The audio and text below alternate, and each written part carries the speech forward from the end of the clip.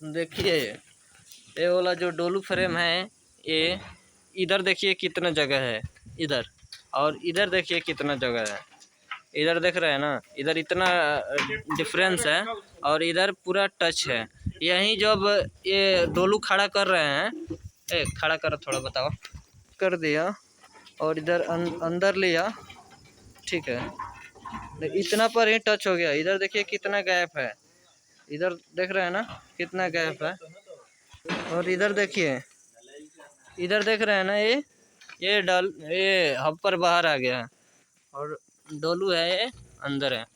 हटो थोड़ा सा, देखिए ये देखिए कितना बाहर ये डोलू से और ये चैनल से देखिए वो कितना बाहर आ रहा है, वो दिख रहा है ना।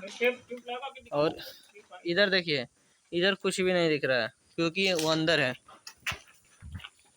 ऊपर से दिखा, ये देखिए पूरा